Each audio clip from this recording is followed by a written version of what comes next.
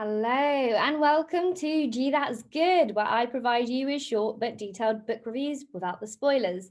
Today's book is Her Last Holiday by C.L. Taylor. Her Last Holiday follows the story of Fran, a frumpy IT teacher who essentially gets emotionally blackmailed by her mother to investigate the suicide of her younger sister, Jenna, 2 years earlier. That is, Fran's younger sister, not her mother's. Why 2 years? Because that's the sentence life guru Tom Wade served in prison for 2 deaths which occurred during his last Soul Shrink Retreat, a holiday aimed at helping troubled folk.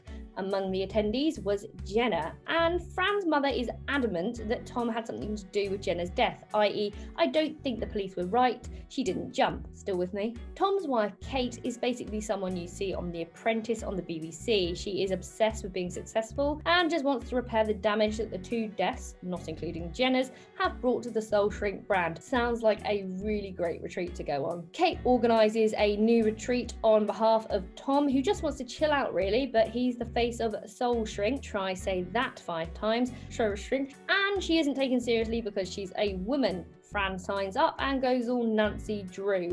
During the retreat, she teams up with someone else undercover, no less than a journalist, oh yes, who, like Fran's mother, doesn't think Jenna killed herself. Together, they are trying to find out the truth. Did you get all that? This book started out with great promise and a very likeable character, not in the sense that you'd get along with them, but an interesting and amusing one. Think Sheldon Cooper from The Big Bang Theory or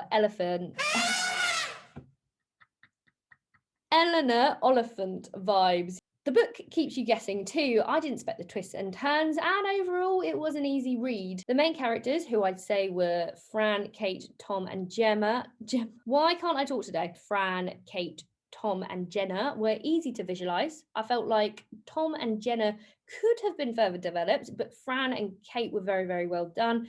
They each had a unique voice and were by far the most interesting characters overall. I could really imagine them, and they were quite believable personalities. There were way too many characters, and not all of them were even that relevant to the plot, and I just didn't believe the character arcs that were made overall. In particular, one change of heart from a certain character at the end was just really hard to believe. It was a shame because C.L. Taylor had a really good premise here. She did a great job of building some of the characters, but just didn't manage to develop them properly. I do understand that you can't put the same extensive effort into sub-characters as you do main ones, but there were just so many characters that it just became confusing. And really the only point of some of the characters was just as a device to throw you off. The ending was completely unbelievable, and I'm starting to think this is a C.L. Taylor trait. I read The Fearless a while ago, which is a great book up until the ridiculous ending. I can't go into it without spoiling it, but it was just... Separate note, I recently watched Agatha Christie's Mousetrap on stage. Same kind of vibe, complete nonsense. Can you say that about the longest running West End show? Yes. Compared to The Fear, Her Last Holiday was way worse. There's no way this would happen. Well, at least not in the way that she's written it. Also, everyone in the book is basically a psychopath. Like, I know these people are going on a retreat because they have, some problems, but come on. We jump back and forth through time, reading from the perspective of Fran, Kate and Jenna in this book. Fran's chapters are arguably the most interesting because of the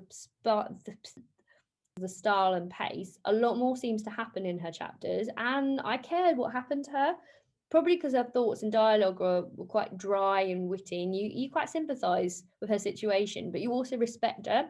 She's not taking any crap, and she's really clever. I suppose she's not a frail, beautiful main character that we're so used to in books. Her hair was red and cascading down her back like the flames of his passion for her. Oh, but then there's Jenna, who basically is like that. And although I do feel for her, I just didn't warm to her that much, and frankly didn't really care what happened. I would have preferred this book to have just been from the perspective of Fran and Kate, because frankly they were a lot more interesting and more developed. The pace is quite slow for a thriller.